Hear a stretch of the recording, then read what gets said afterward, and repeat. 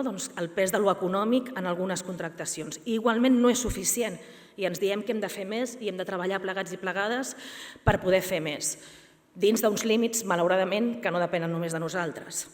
I al mateix temps, per exemple, també en aquest any hem dit que no ens resignem a la llei Montoro, que una ciutat democràtica, cohesionada i justa necessita uns serveis públics enfortits també, i que en cap cas mai s'han de veure com una cosa diferenciada o contraposada al tercer sector, cadascú té el seu paper i els dos són absolutament imprescindibles i per això s'han de convocar, digui el que digui la llei Montoro, places per enfortir els serveis públics que són necessaris per a una ciutat justa i democràtica. O al mateix temps no ens resignem amb una de les emergències més grans que tenim, com és el tema de l'habitatge, no ens resignem a mediar en els desnonaments que igualment es produeixen a la nostra ciutat per una llei estatal que no controlem, sinó que ampliem, evidentment, el parc públic, però això no és suficient i, per exemple, ens plantegem com a ciutat que els pisos turístics il·legals afecten directament el preu de l'habitatge i avui és un dels factors que està encarint el preu del lloguer i, per tant, generant emergència habitacional. Són només alguns exemples, no em vull allargar, però alguns exemples de com mai ens hem de conformar i hem d'anar més enllà i hem de tenir tota la voluntat d'atacar les estructures generadores d'injustícia. I, evidentment, aquí estic també com a alcaldessa per dir-vos gràcies per la tasca realitzada, però ajudem-nos mútuament a fer encara molt més. Teniu, i ho vull dir aquí com a compromís públic, teniu un govern municipal que està disposat a anar al màxim possible i més enllà, que està disposat a acompanyar a la ciutat allà on la ciutat digui que cal anar. I és veritat que en aquest cas, per exemple, tenim un govern en minoria que ha de negociar amb moltes altres formacions polítiques, que també hauran de ser còmplices, per tant, dels canvis que vulguem fer de la ciutat. És veritat també que el govern municipal no té totes les competències i ha de negociar amb altres administracions, però mai ens voldrem escudar en aquests límits per deixar de fer el que creguem que s'ha de fer. I, per tant, allà on col·lectivament decidim que la ciutat ha d'anar, creieu-nos que nosaltres farem el màxim per anar-hi.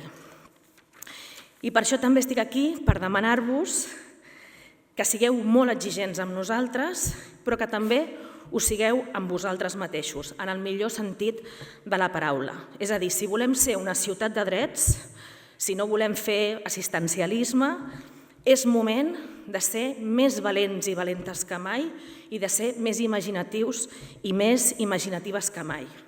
Per mi el missatge més important que us vull transmetre avui aquí és que us cregueu la vostra importància, que us cregueu que sou realment importants i imprescindibles per a aquesta ciutat i que vosaltres sou actors fonamentals per moure en el dia a dia aquesta ciutat, per teixir aquesta ciutat, per cuidar d'aquesta ciutat i per acompanyar aquesta ciutat i que aquesta ciutat pugui ser allò que es proposi ser. I el que vol dir coproduir polítiques públiques, que efectivament aquest és un espai de referència a la ciutat, que és dels primers que es va plantejar la idea de coproducció de polítiques públiques, que avui se'n parla a molts llocs, doncs que tinguem clar que aquest és un espai de referència per pensar i per actuar en la coproducció de les polítiques públiques, però que també ens creguem que tot just estem a l'inici, que estem a les beceroles i que, per tant, està tot per fer. Jo avui vull donar aquest missatge de valentia, d'ambició, d'imaginació i de que no ens posem límits, que si volem realment una ciutat justa, cohesionada i de drets, entre tots i totes, la fem possible amb el màxim de les ambicions perquè Barcelona i els seus veïns i veïnes s'ho mereixen. Així que, igual que un fill o una filla, 10 anys són molt importants, els primers 10 anys, perquè són els 10 anys on se senten les bases, on es construeix la base de la personalitat i del projecte de vida, però al mateix temps 10 anys són només 10 anys, queda tota la vida per davant. I amb aquest esperit que queda tota la vida per davant, que està tot per fer i que tot és possible, com deia el nostre estimat poeta, doncs moltes felicitats i sobretot llarga vida a l'acord ciutadà. Moltes gràcies. Moltes gràcies, alcaldessa. Gràcies per la mirada neta, la mirada crítica, esperançadora i compromesa que sempre portes, alcaldessa. Abans d'entrar i donada per tancada la benvinguda, sí que m'agradaria, després d'escoltar les paraules de l'alcaldessa, recordar unes paraules, una reflexió que el José María Rueda Palenzuela, que està en el germen de molts dels serveis socials que hi ha a l'estat espanyol, però sobretot aquí a Barcelona i a Catalunya, ens recordava d'un llibre que últimament utilitzem molt cap a un cantó o cap a un altre, que és el llibre de la Constitució espanyola, que en concret, en l'article 9, en el punt 2 de l'article 9 de la Constitució espanyola, deia que corresponde a los poderes públicos promover las condiciones para que la libertad y la igualdad del individuo y de los grupos en que se integra sean reales y efectivas. Remover los obstáculos que impidan o dificulten su plenitud y facilitar la participación de todos los ciudadanos, añadiría yo ciudadanas, en la vida política, econòmica, cultural i social. Doncs, mandato constitucional, que a vegades no lo recorden, i jo crec que aquí està una miqueta la reflexió i l'origen del sentit de l'acord ciutadà per una Barcelona inclusiva. I en un altre, recordando al estimado León Felipe, el acord también rememora aquellas palabras que decía el poeta: voy con las riendas tensas y refrenando el vuelo, porque no es lo que importa llegar solo ni pronto, sino llegar con todos i a tiempo. Aquestes, crec, en les paraules d'aquesta mirada neta que m'agrada dir, perquè ho sento, que té la nostra alcaldessa i té el nostre equip de govern, jo crec que és el que una miqueta nos il·luminarà qual és el camí que tindrem que portar a terme. Doncs bé, en aquests moments ve la substància, una vegada acabada aquesta primera etapa de la benvinguda, ve la substància de crear un espai de conferència i diàleg sobre exclusions, com combatre'ls. I per això comptarem amb dues persones que tenen una mirada molt especial i molt peculiar. I en aquest diàleg que poden portar, jo crec que ens podran invitar a ajudar a com remoure aquests obstacles, a com fer aquest esperit crític i autocrític que planteava l'alcaldessa abans, tant l'acord com les entitats com nosaltres personalment podem o tindríem que poder abordar.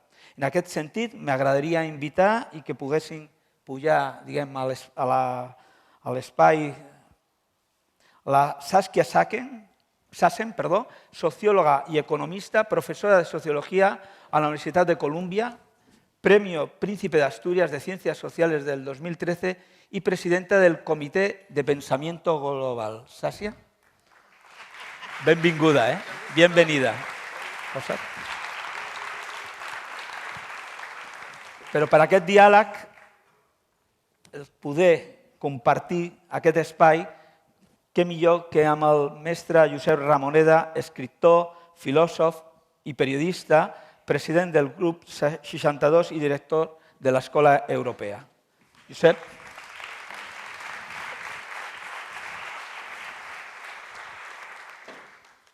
Moltes gràcies. Tot és tu. Millor que feu un diàleg des d'aquí. Ah, vols intervindre primer? Prefiere ella. Vale, por eso.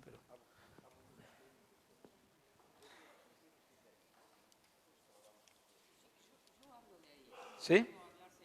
¿Tú también? Sí, tú. Sí. No. Adelante. Es un diálogo.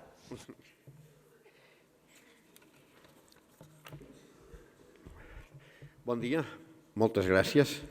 Em passaré al castellà perquè la Saskia m'entendrà i així podrem dialogar, si no seria una mica difícil, una mica complicat, i a més, si m'escolta, tindrà oportunitat després de contestar-me si no està d'acord amb alguna de les coses que digui.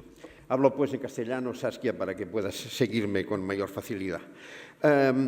A mi se'm va demanar que fes una molt breu i molt esquemàticament, antes de presentar a Saskia, perdona, ja me iba yo, ja me perdia, antes de presentar a Saskia, que hiciera muy brevemente algunas precisiones. Ya sabéis que los que nos dedicamos a la filosofía tendemos, por definición, a las generalidades. Yo siempre digo que soy doble experto en generalidades porque he ido a buscar los dos únicos oficios que se caracterizan por eso, la filosofía y el periodismo, ¿no? Algunas ideas muy esquemáticas sobre la cuestión de desigualdad para después presentaros brevemente a Saskia, que ella hable el tiempo que crea conveniente y conversemos a continuación, ¿no? Muy sencillamente y muy esquemáticamente, ¿no? Quería empezar con una idea para enmarcar la cuestión que me parece clave, ¿no? Si el progreso quiere decir alguna cosa, es que los hombres asuman los problemas y las responsabilidades. Hablar de progreso simplemente como capacidad de dotarse de instrumentos está muy bien, pero no es suficiente. Durante muchos años las responsabilidades las tuvimos delegadas en los dioses, en la naturaleza. Ahora sabemos que los problemas tienen causas, que se pueden explicar, que se pueden afrontar, y no con sacrificios ni rogativas, sino con responsabilidad. Evidentemente, este hecho de que podamos asumir problemas y cuestiones que antes no asumíamos no es garantía de nada, porque si los hombres, que tienen ya una cierta tendencia natural al abuso de poder, nos creemos además dioses, entonces sí que puede ocurrir lo peor, ¿no? Pero es una exigencia para todos y liquida el fatalismo naturalista. Y es esto a lo que quería decir. Ya no cabe la explicación de que, bueno, pues no podemos hacer nada. Siempre se puede hacer algo. Y las cosas pueden ser de otra manera. Este es el principio base de lo que normalmente llamamos el concepto de emancipación. No hay emancipación sin la creencia de que las cosas se pueden hacer de otra manera. No hay emancipación sin principio de responsabilidad. Me parece que esta cuestión de entrada es fundamental si atacamos el problema de la desigualdad. La desigualdad, evidentemente, es un tema tan viejo como el hombre y además con una especie que fundamentalmente durante muchos años sus problemas principales han sido pues, la pobreza, la situación de precariedad enorme, la peste, el hambre. Este ser poco a poco se ha ido dotando de instrumentos para defenderse bien que mal de estas cosas y ha ido construyendo unas ciertas perspectivas. Pero la desigualdad, de pronto, curiosamente, se puso de moda, irrumpió en las portadas de los periódicos, incluso de los más convencionales, cuando en 2008 estalló lo que me gusta llamar la utopía nihilista del capitalismo. ¿Por qué digo la utopía nihilista del capitalismo? Porque durante los años 90 y principios del 2000 se vivió, del siglo XXI, se vivió con la fantasía de que todo era posible, de que no había límites, ni al crecimiento, ni al desarrollo, ni al capital. Sencillamente no había límites. Uno podía endeudarse o uno podía ganar sin fronteras. Esto, como ocurre cada vez que se cae en la tentación de creer que no hay límites, acabó mal. Acabó estrepitosamente con la crisis de 2008, con la ruptura de uno de los mitos que ha dominado la parte final del siglo XX en Europa, que es el mito de la clase media universal. De pronto se descubrió que esta idea de que había una inmensa clase media del 70% de la población, unos ricos que ya se habían ido por arriba y otros invisibles por abajo, esta idea se rompió de golpe y una parte de esta clase media se encontró que no estaba donde parecía. Y además se comprendió que la fractura no era norte-sur, sino también en el interior del norte. Tomás Piketty puso el dedo en la llaga, ¿no? El capitalismo se volvía aristocrático, el mito de la burguesía decaía, la nueva mutación del capitalismo se fundaba sobre el principio de la importancia del origen, la acumulación, la herencia. El capital crecía a un ritmo muy superior al de la economía productiva. Hay estos tópicos, estos mitos a los que tan fácilmente se apunta todo el mundo hoy, como el mito del emprendedor. Como dicen los americanos, que en esto tienen la virtud de ser más cínicos, el emprendedor es family and friends. aquel que tiene una familia y unos amigos que le puedan dar dinero, ¿no? Ante la idea de desigualdad, ante esta presencia en primera página de la idea de sorprendente, en algún modo, presencia en primera página de la cuestión de la desigualdad, hubo reacciones. Una, la minimizadora. Bueno, es natural, la especie es así. Podríamos decir muchas cosas sobre ello, pero a mí me gusta resumirla en lo que se ha llamado la teoría del excremento de caballo, ¿no? Magníficamente descrita por el escritor Jonas Lüscher. Como más comida demos al caballo, más abundante será su producción de excrementos y los pajaritos tendrán más para comer. Es decir, los caballos y los pajaritos, real como la naturaleza misma, para justificar la ruptura universal de cualquier idea de pacto social.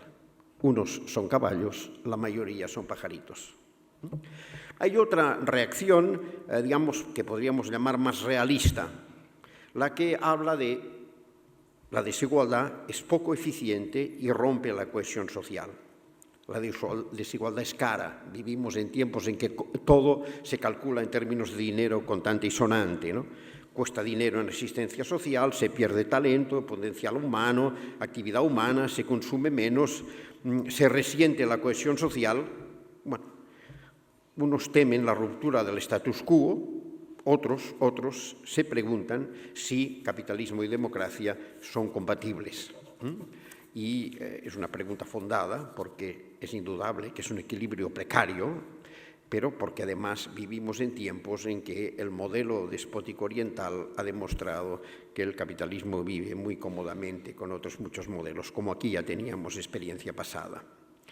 Hay quizás una reacción más, podríamos llamar humanista, que es la que, consciente de que la desigualdad produce ineficiencia, perjudica el crecimiento, aumenta la conflictividad social, agudiza las patologías sociales, se plantea incluso una cierta moralización del capitalismo.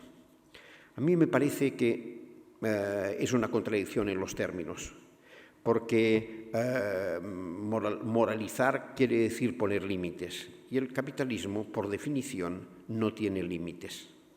Y esta me parece que es una cuestión fundamental, pero que nos lleva a un punto que a mí me parece muy interesante, que es la cuestión de la desigualdad no es solo una cuestión económica, es una cuestión política y moral, y es una cuestión de derechos, La desigualdad es de clase, de género, de origen, de respeto, de atención, de derechos, de formación, de acceso a los instrumentos tecnológicos.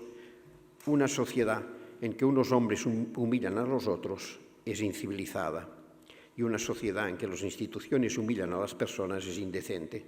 Lo decía Abishai Margalit. Abuso de género, abuso policial, abuso de salarios, abuso de créditos leoninos, abuso de productividad. Hay que recordar siempre, como decía Claude Lefort, que la democracia tiene por origen la igualdad de condiciones. Por eso, la idea de igualdad es una idea regulativa. Se ha dicho a menudo, la idea inicialmente se atribuye a Isaiah Berlin, que es imposible un retrato en que todos los valores estén siempre equilibrados y tengan la misma, digamos, proporción y dimensión, que si tú quieres libertad has de sacrificar un poco la igualdad y viceversa. A mí me parece que esto es una falacia. Primero, porque todo tiene límites. El límite de la libertad es la libertad del otro. Y precisamente porque todo tiene límites, esta libertad del otro se funda en la igualdad. Si no reconocemos la igualdad, no hay libertad del otro que pueda ser reconocida. Y aquí intervienen las ciudades. ¿Por qué? Porque las ciudades ofrecen tres cosas que a mí me parecen importantes a tener en cuenta. La primera de ellas es la famosa frase de Zygmunt Bauman, ¿no? Son los contenedores de todas las contradicciones del mundo. Y es verdad, en la ciudad ocurre todo, o casi todo. Precisamente por eso es el lugar, me atrevería a decir natural, de la diversidad, donde está y no puede ser de otra manera. Y por esta misma razón, la identidad de la ciudad es abierta, no es cerrada. La identidad de una ciudad no es una ciudad de o, es una identidad de i. Y aquí es donde la cultura política urbana se convierte en decisiva. porque la ciudad es un lugar ideal si se quiere entender la política como un arte para escuchar más que hablar, para empatizar más que imponer, porque es el espacio en el que el trato directo es posible. Las leyes abstractas necesitan el complemento de la relación directa, persona a persona, problema a problema, micropolítica para resolver los problemas de la política. Y esta me parece que es una cuestión fundamental. Hay que reforzar a las ciudades. Si no estoy equivocado, las ciudades representan hoy, el presupuesto público de las ciudades representa hoy el 13% del presupuesto conjunto del Estado español. Es la misma cantidad que hace 40 años cuando empezó la democracia. No han crecido lo más mínimo y, sin embargo, tenemos una serie de problemas nuevos que solo la micropolítica urbana, el trato directo, persona a persona, el reconocimiento individual, que es la base del principio de igualdad, puede resolver. Y no solo eso, sino que en la sociedad postnacional, en una sociedad inevitablemente interrelacionada globalmente, la ciudad se va configurando como una pieza de articulación política esencial. Y hay que empezar a pensar en serio, a la vista del fracaso de la Europa de las naciones, en la Europa de las ciudades. La desigualdad, por tanto, es un debate central y un debate, además, que indudablemente irá a más porque las revoluciones tecnológicas en curso y especialmente la revolución de la biotecnología amenaza en niveles de desigualdad que escapan, que van ya muy lejos de lo que nosotros podíamos pensar. Saskia Sassen nos hablará ahora, bajo el título de ¿A quién pertenece la ciudad?, de algunos de los problemas claves, que es este: ¿a quién pertenece y quién manda?, ¿no? Siempre hay la cuestión del poder en el centro de la cuestión de la desigualdad. No voy a hacer una presentación académica de Saskia, profesora de Sociología en Columbia, como es sabido, y miembro de muchas instituciones útiles en las transformaciones sociales, pero sí que querría señalar tres cosas que me parecen de especial relevancia en su monumental trabajo. La primera de ellas es que fue una de las que abrió un camino que en aquel momento no era nada previsible, que es el de la visión global de las ciudades. Es de las primeras que planteó el impacto de la globalización sobre las ciudades, ya en 1991, Global City, y más tarde, en 1996, con Sociología de la Globalización.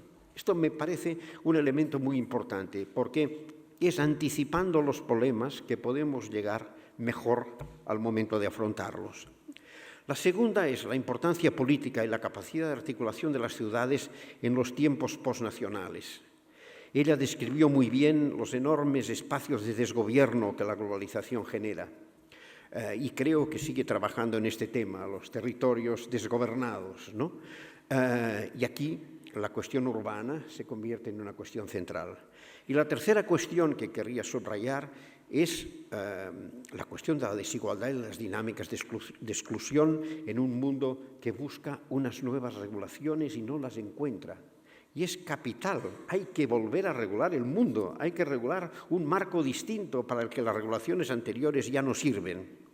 Y mientras no sirven, ¿a qué asistimos? A las expulsiones, a la brutalidad en medio de la complejidad, que es el título de tu último libro.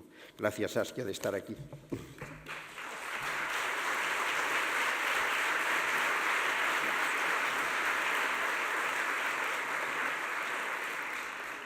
Bueno, es siempre un gran honor y un gran placer estar aquí en Barcelona.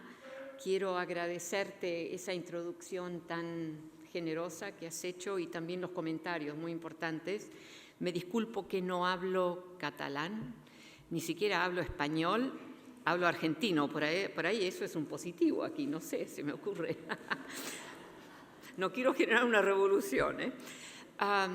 Bueno, el tema en realidad de la ciudad se ha vuelto enorme.